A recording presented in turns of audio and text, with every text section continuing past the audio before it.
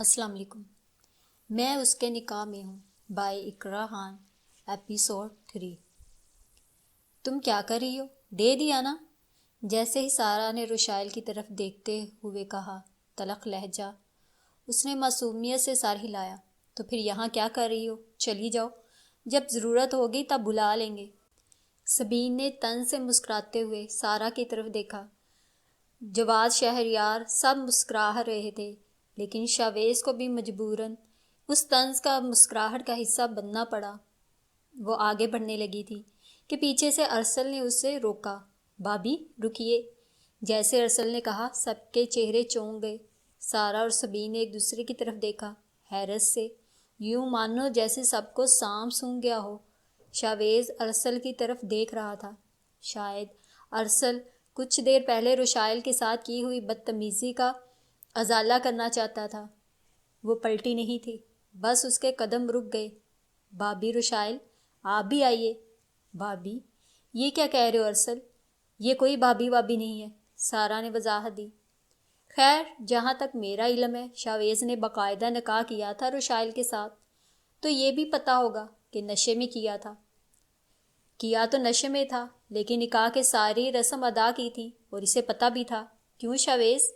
جیسے ہی ارسل نے کہا، شاویز چپ رہا۔ وہ کیا کہتا، کیا بتاتا کہ میں اس کے نکاح میں ہوں؟ نہیں، وہ سب کے سامنے مجھے کبھی تسلیم نہیں کرے گا۔ اس کے سامنے میں نشے میں دھت بیوی ہوں، جو نشے کے بعد پھر میرا اس کے ساتھ کوئی رشتہ نہیں رہتا۔ قسمت نے اس کے ساتھ انوکھا کھیل کھیلا تھا۔ کھیل کھیل رہا تھا اس کا شوہر، اس کے ہوتے ہوئے دوسری لڑکی کے ساتھ منگنی کر رہا تھا، اور وہ کچھ نہیں کہہ سکتی تھی۔ ارسل، اس کی اوقات ہمارے گھر میں نوکرانی جتنی ہے۔ ٹھیک ہے، صرف نوکر، اور یہ شاویز کی بیوی نہیں ہے۔ اور جس نکاح کی تم بات کر رہے ہو، تو وہ شاویز اسے آزاد کر دے گا بہت جلد، بس انکل کے باہر جانے کی دیر ہے۔ سب کے سامنے اس کا تماشا بنایا جا رہا تھا، سب ہنس رہے تھے، اور وہ کچھ نہیں کہہ رہا تھا۔ کیا کہتا؟ میں اس کی کیا لگتی ہوں جو وہ سب کے سامنے میری وضاحتیں دے؟ ارسل نے رشائل کا درد سمجھا تھا۔ وہ جانتا تھا کہ یہ کس حال میں ہے۔ اسے یہ سمجھ میں نہیں آ رہی تھی کہ شاویز کیوں سب کے سامنے اکیلا تنہا چھوڑ دیتا تھا اسے۔ معصوم سا چہرہ جس پر شرم و حیا کا پردہ تھا، تربیت واضح تھی، تو پھر کیسے شاویز نے اس بیچاری کی زندگی برباد کر دی، اس کی عزت پر بد چلن کا داغ لگا دیا؟ سبین، یہ میں کیا سن رہا ہوں؟ منگنی کی پارٹی؟ کیوں؟ مرزا سکندر نے غصے سے فون میں بات کرتے ہوئے کہا۔ وہ اپنے کام کے سلسلے میں اسلام آباد گئے تھے۔ کیا مطلب مرزا صاحب؟ آپ کہہ کیا رہے ہیں؟ سارا اور شاویز کی منگنی ہو چکی ہے، اس کی پارٹی ہے، اس میں اتنا غصہ ہونے والی کیا بات ہے؟ بات ہے کیا ہے، مجھے بھی تو پتہ چلے۔ سبین صاحبہ، آپ کے بیٹے نے آگے ہی ایک معصوم کے ساتھ نکاح کیا ہے، پھر وہ کیسے دوسری شادی کر سکتا ہے؟ بس مرزا صاحب، بس کر دیں، میں اس نکاح کو نہیں مانتی۔ ٹھیک، سبین نے یہ کہتے ہوئے فون بند کر دیا۔ نکاح نکاح، حد ہوگی ہے۔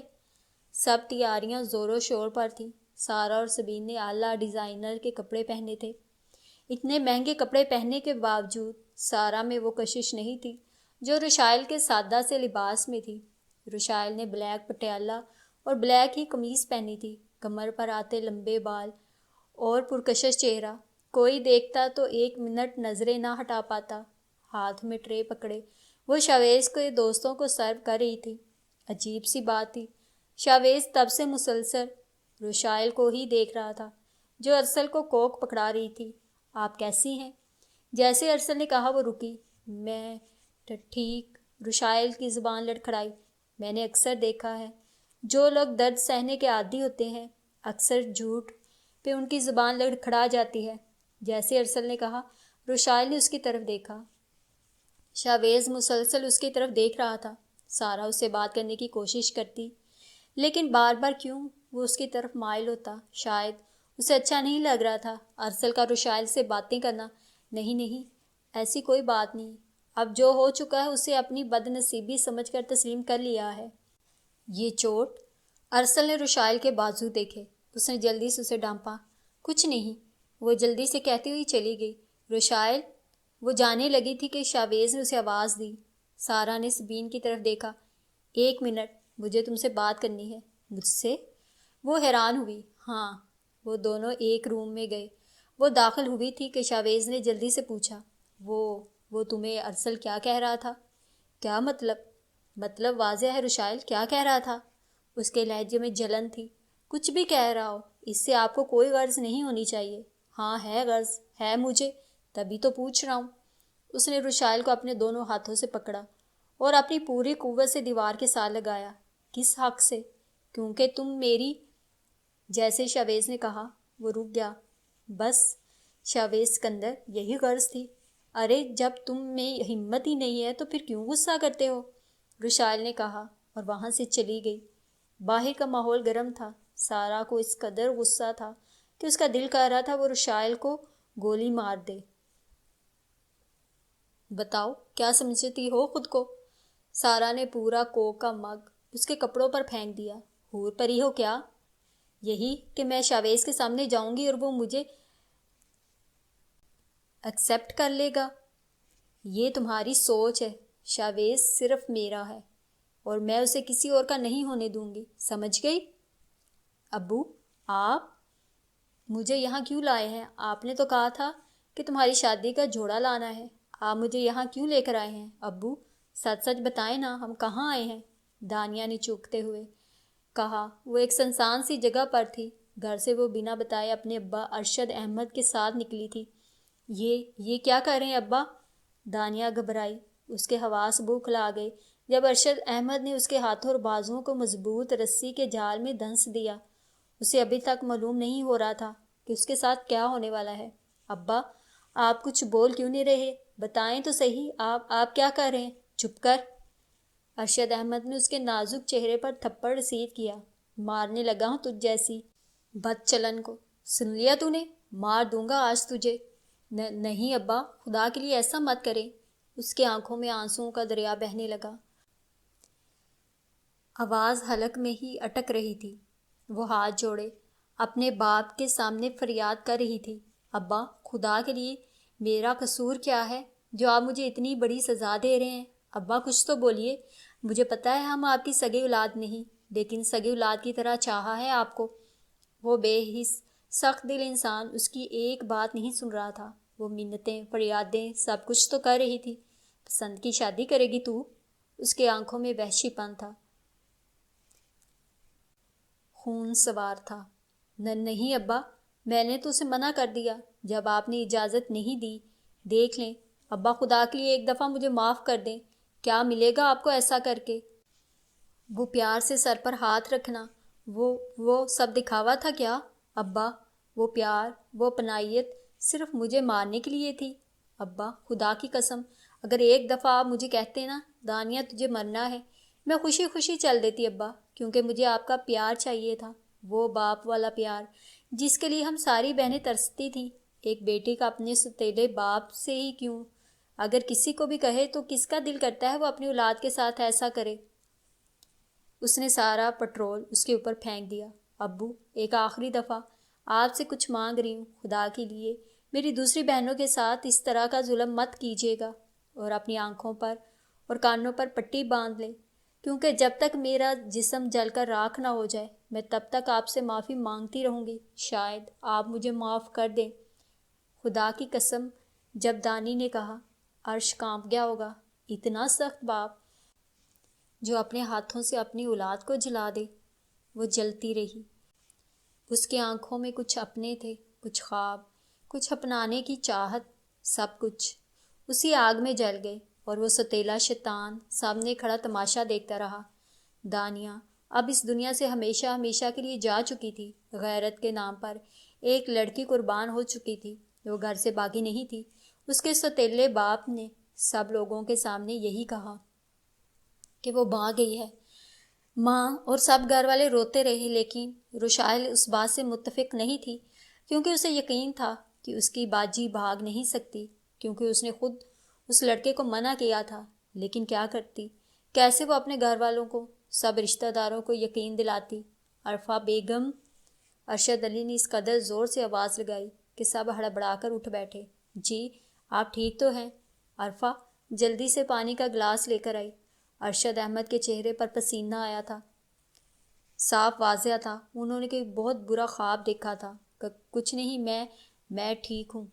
خدا کی لاٹھی بے آواز ہوتی ہے، کبھی نہ کبھی تو انسان کی پکڑ ہوتی ہے۔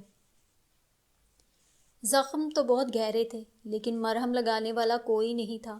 اپنے تو بہت تھے لیکن ساتھ دینے والا نہیں تھا۔ کیسے وہ چھپا لیتی تھی اپنے زخموں کو، اس درد کو جو وہ ہر روز برداشت کرتی تھی۔ ہر روز اسے اس کی عزت کا طعنہ دیا جاتا تھا۔ اس کے دامن پر جو داغ لگ چکا تھا اب کبھی مٹنے والا نہیں تھا۔ اس کی سیاہی ہلکی صرف ایک شخص کر سکتا تھا، جس کی وجہ سے اس کی زندگی برباد ہوئی تھی، اور وہ کوئی نہیں تھا بلکہ اس کی زندگی کا ایک اہم حصہ بن چکا تھا، جسے وہ نہ چاہتے ہوئے بھی کبھی بھلا نہیں سکتی تھی۔ اور وہ شاویز سکندر تھا، جس نے شراب کے نشے میں دھت ہو کر اس کے دامن پر بد چلن اور بد کردار کا کیچڑ اچھالا تھا، جو صرف اس کی سچائی بیان کر کے ہی دور ہو سکتا تھا۔ شاور آن تھا، پانی کے گرتے قطرے اس کے زخموں کو اور گہرا کر رہے تھے۔ وہ چلا رہی تھی اپنے درد کو بھلانے کے لیے۔ وہ مسلسل اپنے ہاتھوں سے خود کو نوچ رہی تھی۔ کیوں کیا شاویز نے ایسا؟ کیوں کیا؟ کیا بگاڑا تھا میں نے تمہارا؟ کیوں تم میری زندگی میں آئے؟ نہ تو تم پیار کے لائق ہو اور نہ نفرت کے قابل۔ تم کیا کر رہی ہو؟ جیسے سارا اندر داخل ہوئی، وہ رشائل کو دیکھتے ہی بگڑ گئی۔ میں تم سے کچھ پوچھ رہی ہوں، گونگی ہو کیا؟ وہ اس کے قریب گئی۔ شاویز کی شرٹ ہے نا؟ تم شاویز کی شرٹ پریس کر رہی ہو؟ وہ چپ بنا کچھ کہے پریس کر رہی تھی۔ تمہاری ہمت کیسے ہوئی شاویز کی چیزوں کو ہاتھ لگانے کی؟ سارا نے روشائل کے بازو سے پکڑ کر اسے دھکیلا۔ ہاتھ مت لگانا مجھے دوبارہ، سن لیا تم نے؟ روشائل نے سارا کا ہاتھ پکڑ کر دھکیلا۔ تمہارا کیا حق ہے شاویز پر؟ بتاؤ کیا لگتی ہو تم اس کی؟ صرف منگنی ہی ہوئی نا، تو وہ ٹوٹ بھی سکتی ہے۔ میں اس کی بیوی ہوں، تم سے پہلے اس پر میرا حق ہے، اس پر اور اس کی چیزوں پر۔ تم کون ہوتی ہو مجھے روکنے والی؟ جیسے روشائل نے کہا، سارا نے اچانک اس کا ہاتھ پکڑ کر استری کے نیچے رکھ دیا۔ اب بتاؤ، وہ چلانے لگی۔ ابھی 1-2 سیکنڈ ہی گزرے تھے کہ شاویز آ گیا۔ یہ کیا کر رہی ہو سارا؟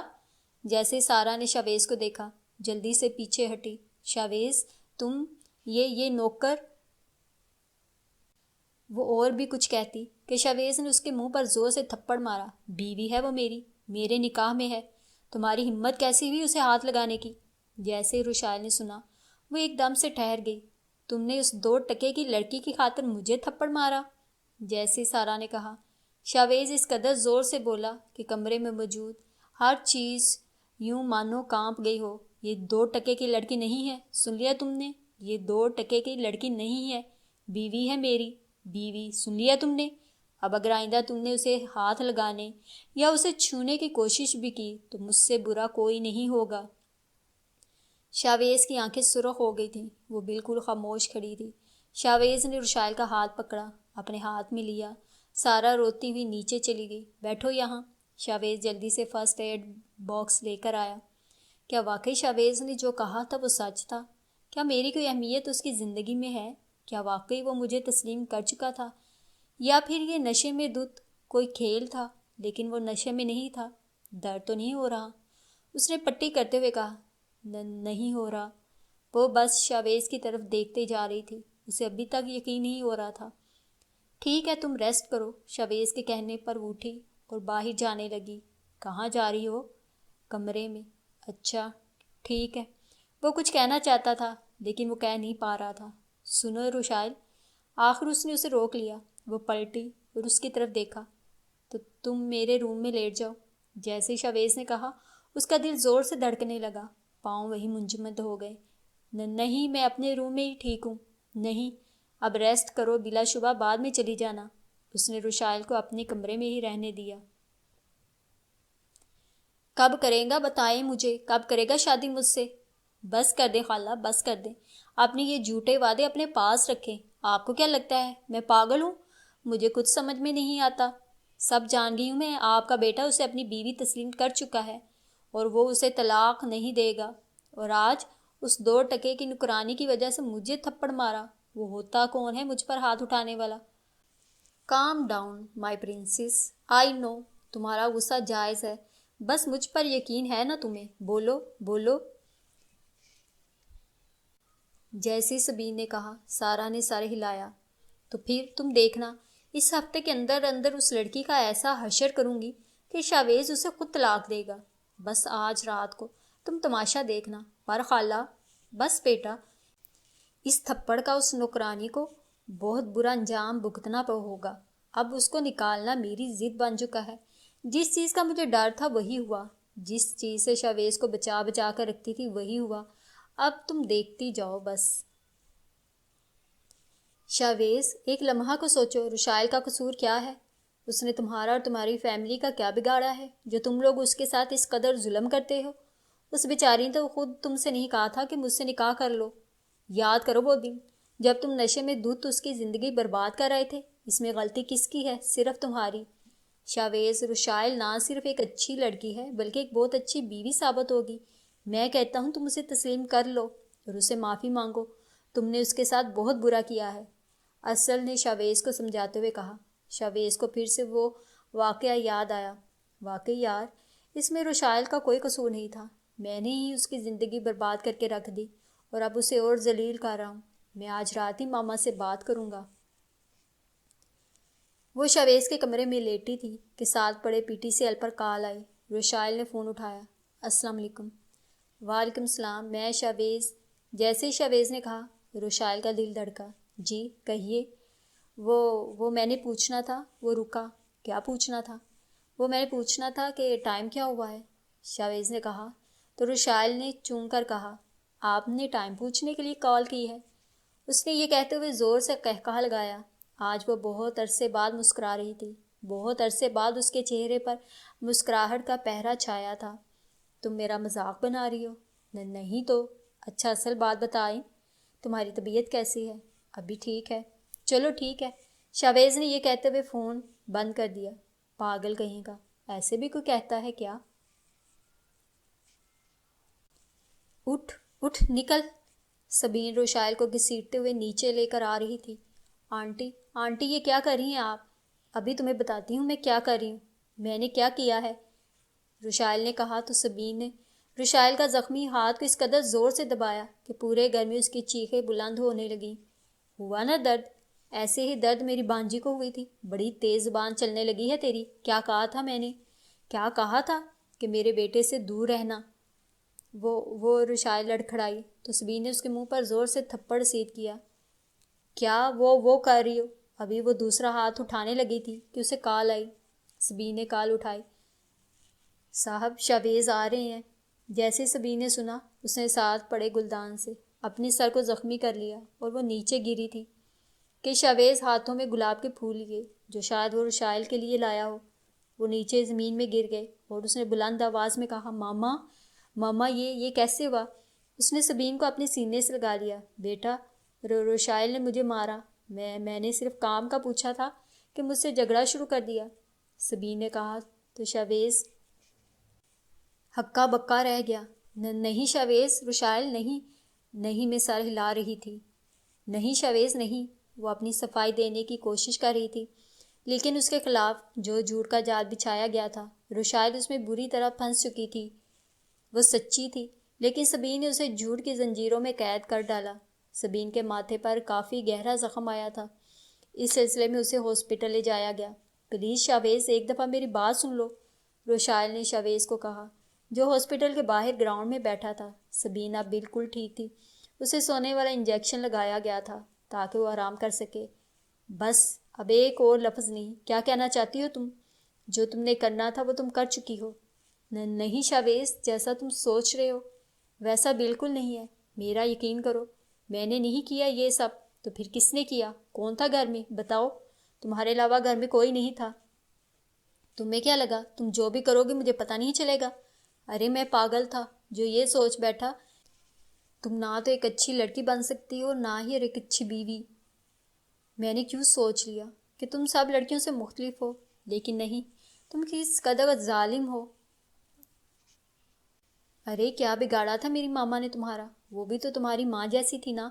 تو پھر کیوں کیا تم نے ایسا؟ جواب دو، بولو۔ کہا کچھ بولوں گی کیونکہ تمہارے پاس اب کچھ کہنے کو بچا نہیں ہے۔